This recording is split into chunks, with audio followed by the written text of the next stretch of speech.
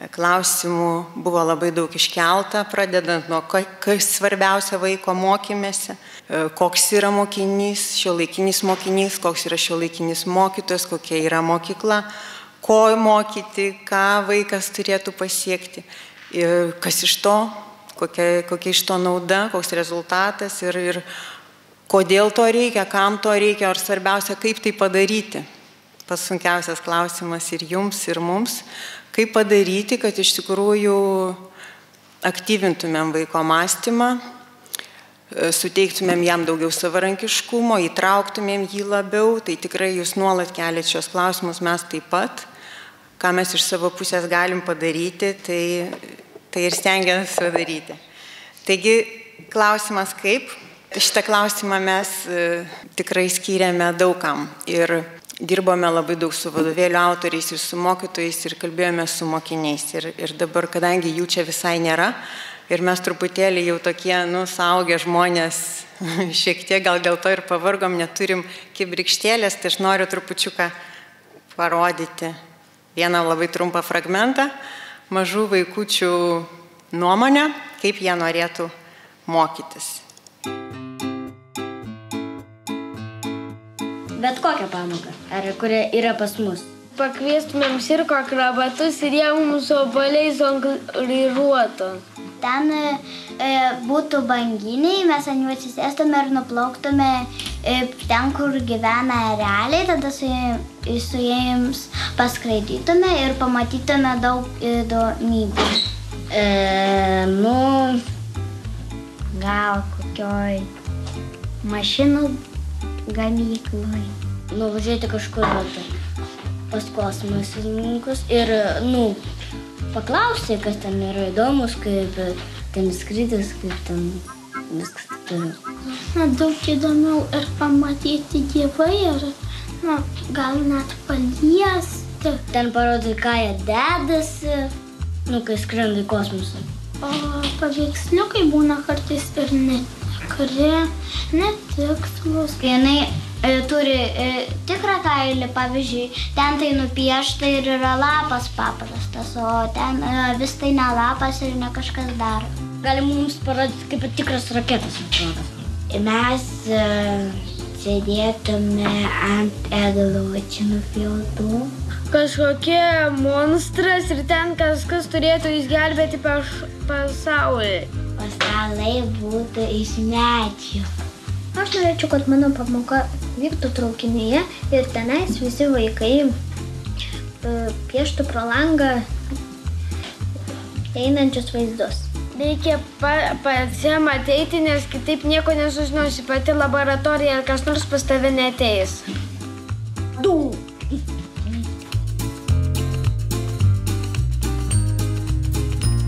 Vaikai ir mes siūlome eiti ir atrasti. Jie kalba apie patyrimą.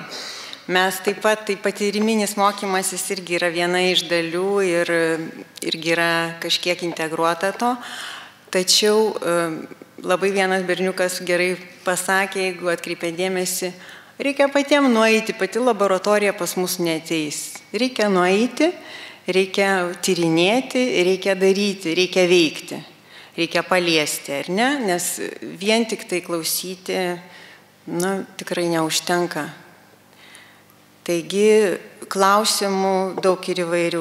Tikrai mokinio pažinimui, labai daug, koks yra tas mokinys, mes tikrai studijavom ir tai, ką jūs šiandien išgirdote, aš ir nesikartosiu, ir tiek apie kartos ypatumus, tiek amžiaus tarpsnio ypatumus, kaip mokinys, šiuolaikinis mokinys mokosi, ką reikia atkreipti dėmesį.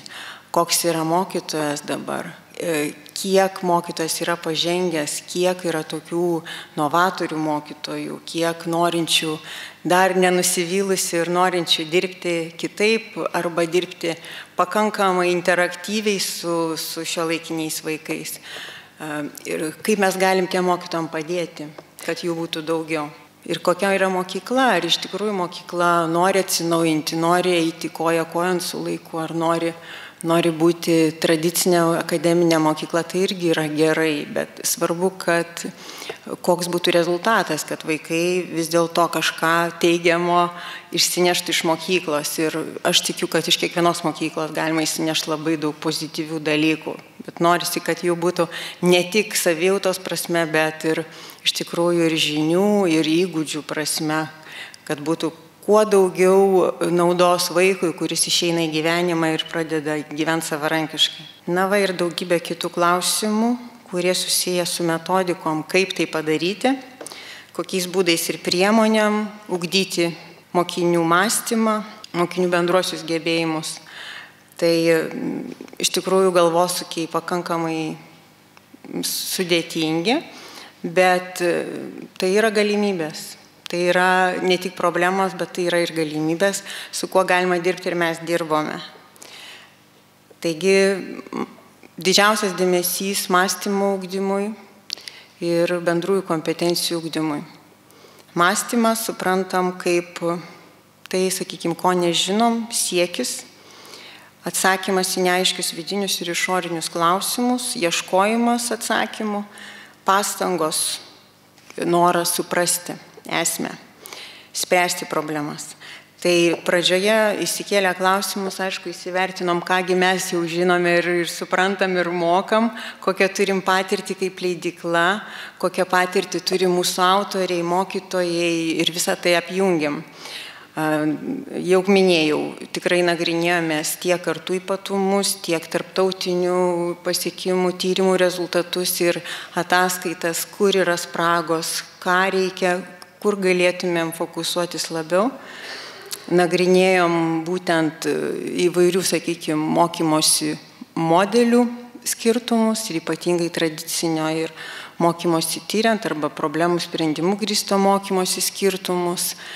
Ir kaip, sakykime, kaip rengti tada komplektą būtent va tokiam mokymosi modeliui, kaip jis turėtų atrodyti, kokios struktūros turėtų būti, kas ten turėtų būti išskirtinio ir kaip taikyti tokį komplektą. Tai visą tai, ką mes, sakykime, rengiant mokymosi priemonės jau buvom sukaupę tą patirtį, tai žinoma gerąją patirtim labai naudojomės ir tiek šok serijos rengimo patirtim, tiek kitų komplektų ir ypatingai labai kompetitingų autorių patirtim. Tai visą tai apjungę mes stengiamės sukurti produktą kokybišką, gerą. Taigi čia keletas tokių skaidrių skirtumų, bet aš tikrai čia nesustosiu, nes jūs puikiai visą tai suprantate.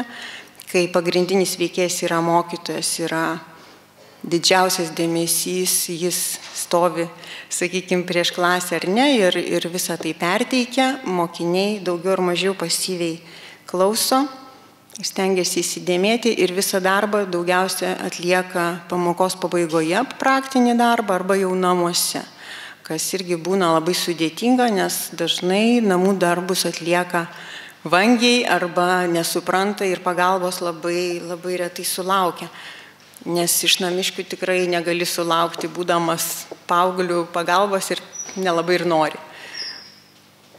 Taigi, jeigu imtume kitą modelį, aišku, kelias yra ilgesnis, bet darbas daug įdomesnis. Tiek mokiniui, tiek mokytojui, kuris, aišku, turi truputį kitaip organizuoti tokį procesą, o mokinys įsitraukia nuo pat pradžių pamokoje. Jis iš karto gauna arba atranda pats probleminį klausimą, diskutuoja kartu su grupe, išsiaiškina, ką žino, ko nežino, ieško informacijos, tyrinėja, analizuoja, sistemina, apibendrina ir visi tie žingsniai iki išvadų pateikimo ir pristatymo ir refleksijos įsivertinimo. Taigi, jungiam patirtį ir šok serijos patirtis mums atskleidė, kad kaip, sakykime, galima bendruosius gebėjimus dar labiau akcentuoti, bendrasias kompetencijas. Šok serijoje buvo akcentuota mokėjimas mokytis, mes tuo pasinaudojom ir čia. Toliau dar labiau akcentavom pažinimo kompetenciją, problemų sprendimą per tyrinėjimą Na ir, aišku, gamtamokslio ugdymo serija mums taip pat davė labai daug, todėl kad ten buvo jau nuo pat 5 klasės taikomas mokslinis metodas, mokslininko žingsneliai, vėlgi nuo klausimų, hipotezės kelimo, tyrinėjimo ir hipotezės patvirtinimo ir išvadų. Taigi, tam tikrus dalykus sujungę, susintezavę, mes priėjome prie tam tikrų atradimų ir naujos serijos gimimo. Čia šiek tiek tokia retrospektyva gamtamokslio vadovėlių, šok serijos 5-8 klasė, vientisa sistema mokslininko žingsneliai, mokslininkų pėdomis. Na ir toliau iki pat 12 klasės gamtamokslis ugdymas. Ir įdomu tai, kad pavyzdžiui, biologo užrašai arba fiziko chemiko užrašai 12 klasiai taip pat turi labai didelį dėmesį, skiria problemų sprendimui. Tokios užduotis pateikiamos, kurios skatina neįsiminti, bet analizuoti medžiagą, tyrinėti. Patys besimokantieji yra nukreipiami ieškoti atsakymų, dirbti su įvairia medžiaga, su duomenimis ir taip gauti atsakymus, išvadas, įsivertinti. Tai tos idėjos, kurios buvo šok serijos tiek integruotam ugdymui pradinėje mokykloje, tarpdalykinės integracijos pavyzdžiai toliau, 5-8 klasiai, tiek gamtamokslinis ugdymas mus paskatino eiti dar toliau ir labai drąsiai, ambicingai eiti į tą probleminį mokymąsi ir į kitas sritis. Atradome, kad spręsti problemas ir mokytis tokiu būdu galima bet kurioje ugdymo srityje. Ir tiesiog reikia sudaryti tam sąlygas. Nes žinių nepakanka, reikia, kad tomis žiniomis mokinys tikslingai naudotųsi, spręsdamas problemas. Ir medžiaga turėtų būti taip konstruojama, kad jis iš tikrųjų turėtų kažkokį vedlį, kryptį ir galėtų pamažu eiti, nes mes iš tikrųjų globalių didelių problemų staiga tikrai neįspręsim. Jeigu mes jam pateiksim labai sudėtingą, nestruktūruotą problemą, tai tiesiog vaikas pasitrauks, tai bus ne pagal jo jėgas. Mes turim jam suteikti kuo daugiau pagalbų. Tai vadinasi, turim struktūruoti, turime išskaidyti, turim jam pateikti tam tikrų klausimų, užduočių, kad jisai pamažu eitų nuo lengvo prie sudėtingesnio ir kiekvienas vaikas tai gali padaryti tiek menkesnių gebėjimų, tiek gabus. Aišku, tai yra diferencijavimo dalykai, užduotis taip pat yra diferencijuojamos pagal tai. Na, pavyzdžiui, viena užduotis melomano užrašai muzikos, tai vaikai jau dideli, jie pakankamai savarankiški, tai jiems duodama užduotis susijęti žinias, sakykime, tai ką jie išmoko, akademinės žinias iš muzikos, susijęti su jų realybė, tai ko jie klausosi ir ką jie turėtų analizuoti ir kokią atnešti savo interpretaciją ir savo išvadas ir pateikti nuomonę. Kuo naudingas, tikrai jau galiu nesustoti, nes apie tai jau buvo labai daug kalbama. Čia dar keletas pavyzdžių iš istorijos. Tai yra mokymosi uždaviniai ir gebėjimas yra lyginti objektus tarpusavėje. Tai yra jau strategijos dalykai, kaip lyginti objektus, bet neužtenka tik pateikti tą strategiją, iš karto duodama ir užduotis, kad vaikas praktiškai tai atliktų toje pamokoje. Tai pirmiausia, jis susipažįsta su strategija lyginimo, po to praktiškai tai pritaiko, lygina sovietinių ir šių dienų Lietuvos mokyklas, suplanuoja ir pradeda vykdyti istorinį tyrimą, kuris tyrimas, aišku, tai yra ne vienoj pamokoje, o per visą skyrių, per ciklą pamokų, jis yra išskaidytas į etapus ir pabaigoje mokinys gali pristatyti tyrimą. Tai čia yra tik tai uždaviniai pateikti. Geografijos pavyzdys, kaip skaityti geografinę informaciją, vėlgi strategija, uždaviniai, ko sieksime, pirmiausiai susipažinti su skirtingais būdais pateikta geografinė informacija, mokytis atpažinti ir skaityti, tada paaiškinti, kodėl pateikta informacija vadinama geografinė, kaip galima to pasinaudoti. Aišku, nuo uždavinių toliau eina blokai klausimų ir užduočių. Tai yra kompleksinės užduotis, kurios savyje turi daug smulkių užduotėlių. Ir pamažu tokiu keliu vedamas mokinys nueina iki įsivertinimo, vėl grįžta į mokymosi uždavinius, nes įsivertinimas yra suformuluotas pagal mokymosi uždavinius. Jis gali net nusistatyti, kokiame lygmenyje, kiek jis pasiekė, kiek jis atliko užduočių ir kuris yra kuriame lygmenyje. Ar jis geba atpažinti geografinę informaciją ir ją perskaityti, ar geba atrinkti, susėti vaizdą su tekstu, ar geba paaiškinti ir taip toliau. Ir ko jis dar turėtų pasimokyti. Vėlgi, tai labai priklauso nuo mūsų, kiek tokį dalyką taikom formaliai, kiek iš tikrųjų iš to norime naudos. Jeigu čia daugiau sutelksim dėmesį, tai iš tikrųjų vien tik dirbant su įsivertinimu ir su refleksija galim pasiekti labai puikių rezultatų mąstymo, sakykime, srityje, todėl kad jeigu vaiko didesnį dėmesį tam skirsite, tai aptarimai šitam, tai iš tikrųjų paskatinsit vaiką atsakinėti ir jis pagaliau pradės galvoti iš tikrųjų, kaip jisai mokosi ir ko jam dar trūksta. Na, labai organiškai gimė ir serijos pavadinimas Atrask.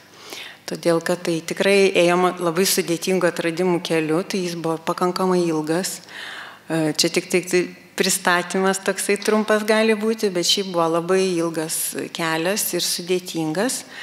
Ir natūralu, jis gimė pavadinimas toks, jisai visiems labai aiškus, mokiniai įvardino, kad viskas puiku, taip, aš suprantu jį. Skatina mokintis, skatina mąstyti, atrasti kažką naujo, naujų žinių, netgi atrasti save. Mes labai tikimės, kad tikrai teisingai interpretuojant tas priemonės, padedant mokytojui ir mokiniui, mokinys gali pasitikėti labiau savimi ir nebijoti ir atrasti daugiau save. Taigi komplektas, tarsi įprastas komplektas, tik tai truputėlį kita seka pateiktas. Pirmiausia, užduočių sąsiuvinis, tai yra užrašai vaikui, vedlys vaikui, jaunojo istoriko arba jaunojo geografo užrašai arba melomano užrašai.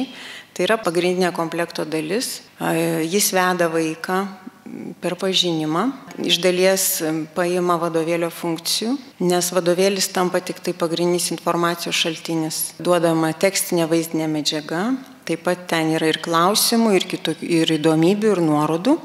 Tačiau praktinių gebėjimų ugdymas, visos užduotis, tiek uždaviniai, ką aš jau rodžiu, tiek įsivertinimas yra užduočių sąsiuvinyje. Taigi vaikas dirba su ta priemonė, o tame procese jau nuo pat pradžios pamokos jis dirba su ta priemonė. Ir tame procese jis naudojasi vadovėliu, kada jam reikia kokios informacijos, arba kitais šaltiniais internete. Žinoma, dirba su mokytoju. Mokytojas moderuoja tokį procesą. Taip pat jau minėti skaitmeniniai ištekliai, kurie reikalingi pateikti mokymosi aplinkoje šviesa. Mokytojo knyga interaktyvi, mokytojui, kuris jau to nebijo, tokio naudojimosi ir tai yra pateikiami pamokų planai, rekomendacijos, kaip naudotis ir kaip taikyti tokį būdą. Taigi aš jau minėjau, kas yra užduočių sąsiuvinis, kuo jisai padeda, ten yra ir žingsneliai, priminimai, nuorodos vaikui, kuris dar yra neįgudęs. Kai jis yra labiau įgudęs, tai viso to savarankiškumo jam duodama daugiau užduočių, mažiau pagalbos ir einame taip po truputėlį, mažais žingsneliais. Dar vienas pavyzdys - geografijos, praktinis, sakykime, tikrai reali, visiems reikalinga žinoti ir mokėti. Ir tikrai susidurėm su to problema, kaip, sakykime, turint planą, žemėlapį, nukeliauti ten, kur reikia. Tai mokinys gali tiesiog praktiškai tą išbandyti ir jeigu jam gyvenime to prireiks, jisai jau galės atgaminti, ką jisai darė. Taigi, kas pateikta užduočių sąsiuvinyje, tai yra probleminis klausimas arba teiginys istorijai, kurį reikia įrodyti. Mokymosi uždaviniai susiję su to klausimu arba teiginiu. Mokymosi uždaviniai skaido tą klausimą arba teiginį į dalis. Ir kiekvieną pradedam vėlgi mokymosi uždavinius formuluoti nuo paprastų žinių atgaminimo reikalaujančių iki pakankamai sudėtingų įsivertinimo klausimų ir užduočių. Tai va, toliau kompleksinės užduotis, pagalba, nuorodos, skyriaus tyrimo žingsnis, mokinio įsivertinimas. Vadovėlis, kaip sakiau, jau yra nukrautas, to prasme, kad mes tikrai į jį tiek visko sudėti negalim. Ir strategijų, ir mokomosios medžiagos, ir viso klausimyno, užduočių, įsivertinimo ir taip toliau. Vadovėlis yra šiek tiek sterilesnis, bet jis pateikia visą būtiną informaciją, susistemintą, vaizdžią, patrauklią vaikui, intriguojančią ir papildomos mokymosi priemonės, tai kas papildo komplektą. Daugiau skaitmeninės, aišku. Vadovėlio atlankoje, ką minėjau, tai pateikiamos savokos, pagrindinis teiginys idėja, šaltinių medžiaga ištraukos, tai įdomu, klausimai ir užduotis, kuriuose išreikštas sudėtingumas, skaitmeniniai ištekliai, nuorodai užduočių sąsiuvinį. Na, bet čia taip atrodo viena iš istorijos atlankų.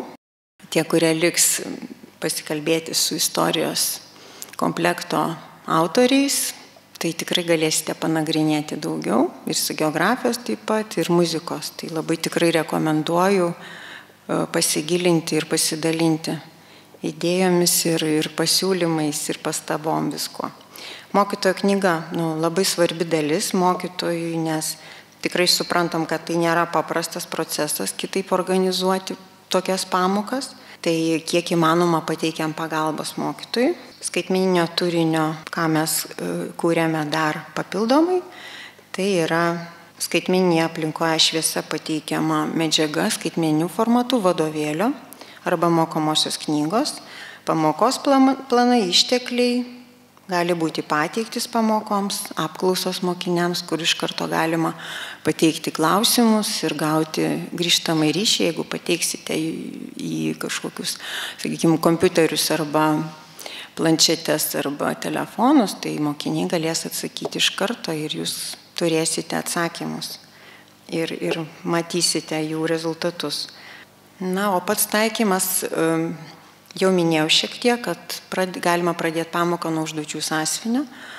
Mokiniai planuoja kartu su juo, veikia, nes kelia klausimus ir diskusijom yra klausimai, atsirenka informaciją, dirba grupėse, atlieka darbus, tyrimus, analizuoja medžiagą ir pateikia išvadas. Na ir įsivertina taip pat. Noriu būtinai pademonstruoti, kaip tai atrodo. Tai yra viršeliai Atras serijos vadovėlio, užrašų, tai yra užduočių sąsiuvinis ir mokytojo knyga. Jau kitaip atrodo patys komplektai, jie tikrai skiriasi nuo kitų dabar esančių komplektų. Ir tikimės, kad ne tik viršelis, bet ir pats turinys yra kitoks, jis yra kitaip pateikiamas.